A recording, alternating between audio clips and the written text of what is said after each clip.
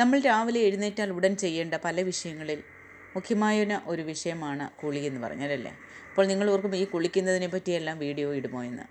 എന്നാൽ ഇന്നേക്ക് പല പേർക്കും ഈ കുളിക്കുക എന്ന് പറഞ്ഞാൽ എന്തിനാണെന്ന് അറിയാതെ പോയിട്ടുണ്ട്. പൊതുവായിട്ട് ഈ കുളിക്കുന്നത് എന്തിനാണെന്ന് നമ്മൾ വിചാരിക്കുന്നത് എന്താ, നമ്മളുടെ ശരീരത്തിലിരിക്കുന്ന അഴുക്കുകളെല്ലാം നീക്കി കഴുകി ശുദ്ധമാക്കുന്നതിനെയാണ് ഈ കുളിയെന്ന് നമ്മൾ കരുതുന്നത്. അത് വെളിയിൽ. പക്ഷേ അതല്ലാതെ നമ്മുടെ ശരീരം കുളിക്കുന്നത് വഴി ശരീരത്തിലുള്ള ഉഷ്ണത്തെ മുഴുവനും വെളിയിലാക്കി നമ്മുടെ ശരീരത്തെ തണുപ്പിക്കുകയാണ് ചെയ്യുന്നത്. അപ്പോൾ ഈ പ്രവൃത്തി നമ്മൾ എപ്പോഴാണ് ചെയ്യുന്നത്? രാവിലെ എഴുന്നേറ്റ് ഉടനെ ചെയ്യണം. അത് പലരും കുളിക്കുന്നത് എപ്പോഴാണെന്നറിയാമോ?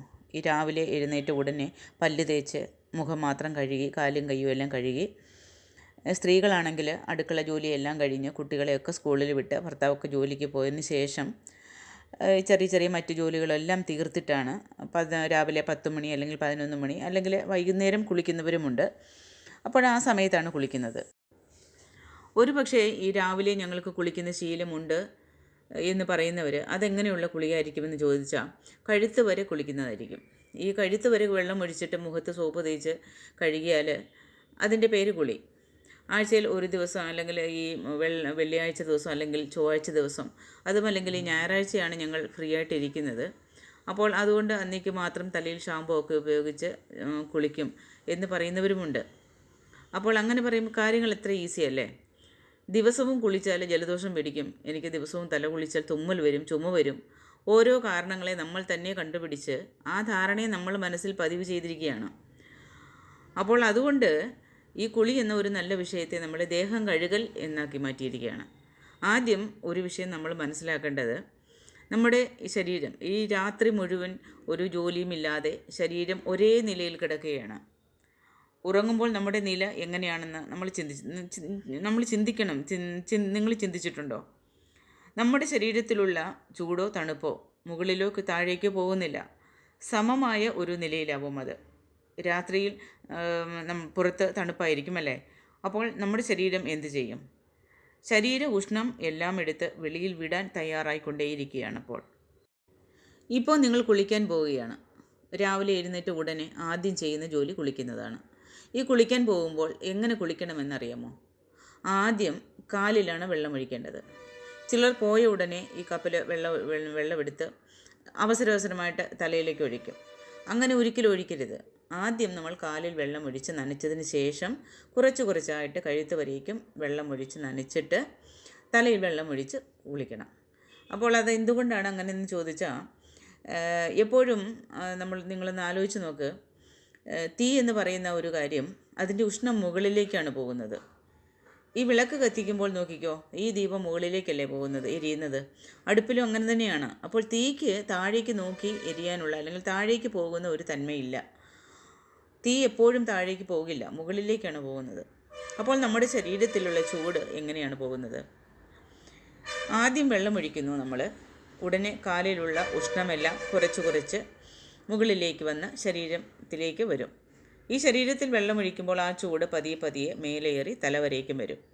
ഇപ്പോൾ നിങ്ങൾ തലയിൽ വെള്ളമൊഴിക്കുമ്പോൾ മാത്രമാണ് ആ കാലിൽ വഴി ശരീരത്തിലൂടെ തലയിലേക്ക് വന്ന ആ ചൂട് നമ്മുടെ ഉച്ചി വഴി വെളിയിലേക്ക് പോകുന്നത്.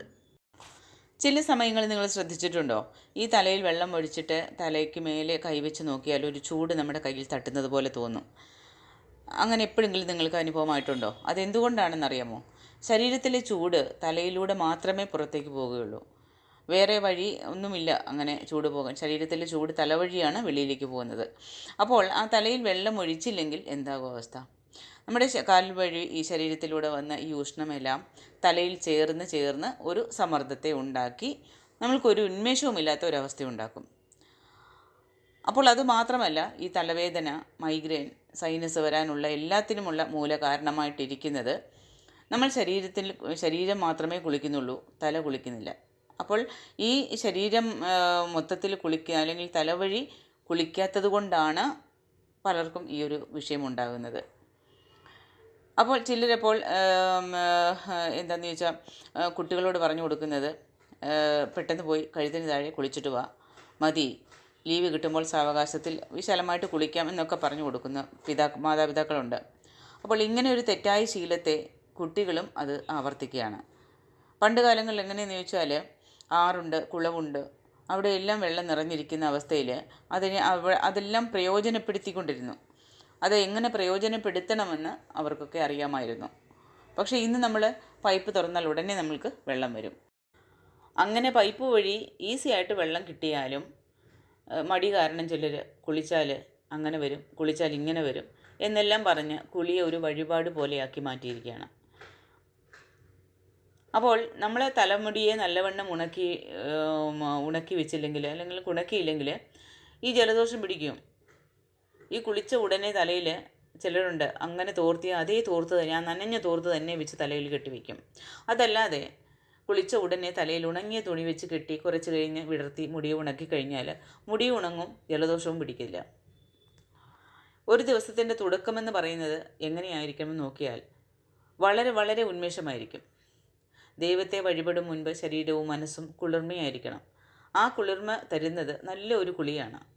സൈനസ് ഉണ്ട്, തലയിൽ വെള്ളം ഒഴിക്കരുത് എന്നെല്ലാം ഡോക്ടർ പറഞ്ഞാൽ അത് വിട്ടേക്ക്.